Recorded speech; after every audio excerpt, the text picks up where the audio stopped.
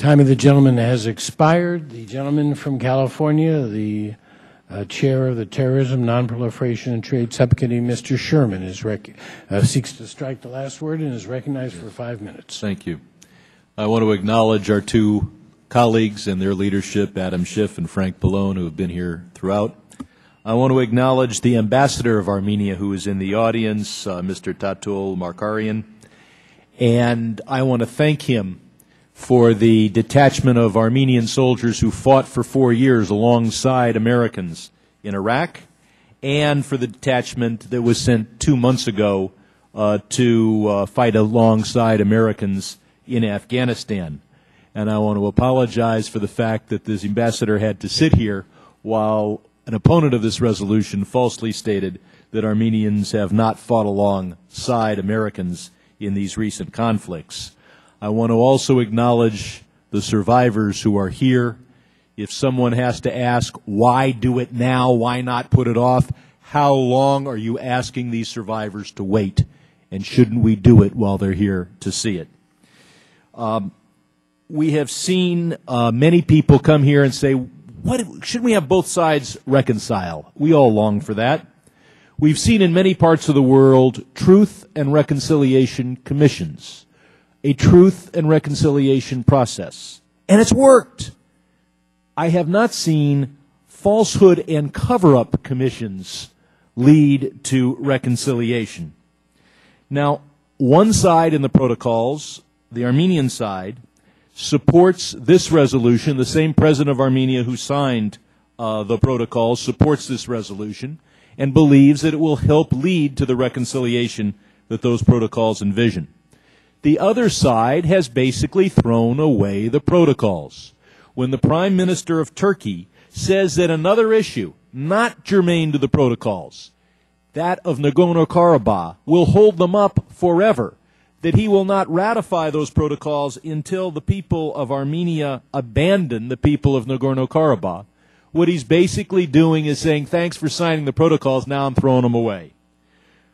So those protocols are dead unless we do something to shake things up. And nothing would do more than to show the people of Turkey that we cannot be cowed into denying the genocide, the first genocide of the 20th century. Because genocide denial is not just the last step of the genocide. It is the first step in the next genocide. And that is why Hitler, when faced with some wavering compatriots, was able to say, we can get away with the Holocaust. After all, who today speaks of the annihilation of the Armenians? We are told that somehow this will hurt our relationship with Turkey. Long term, we will not have a good relationship with Turkey until Turkey abandons this effort to deny the past and engage in genocide denial. Would we have a good relationship with a German government that was denying the Holocaust? And who would have a good relationship with us if we were denying slavery and so many other things of our past? And as the gentleman from American Samoa pointed out, the Comfort Woman resolution passed this committee even over the objection of our good friends in Japan. Now, it is unseemly for this, the greatest parliament in the world, to be cowed into not recognizing what the opponents of the resolution, so many of them, describe as the truth, because we're afraid of Turkish retaliation.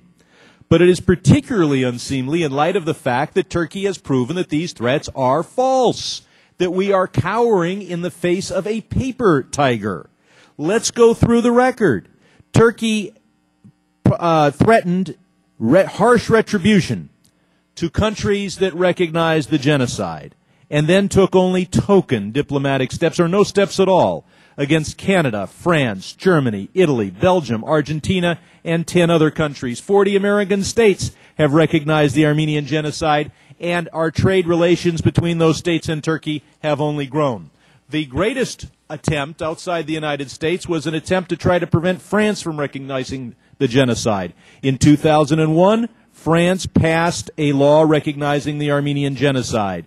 In the subsequent 6 years, exports from France to Turkey went up fourfold, even after France had been threatened with a boycott. And in fact, there have been massive increases in exports by Belgium, Canada, Greece, Italy, Lebanon, and Russia to Turkey. Perhaps the key to getting Turkey on our side is to pass this resolution. That's not what they say, but that's what seems to happen when you look at their recent past. Turkey should acknowledge we've provided them with $23 billion in aid. We saved them from communism. We helped build the pipeline that brings them oil today. We prevented an independent Kurdish state in northern Iraq, and we are the loudest voice for helping Turkey enter the European Union. With all that, they shouldn't also ask us to act like cowards and deny the truth. I yield back.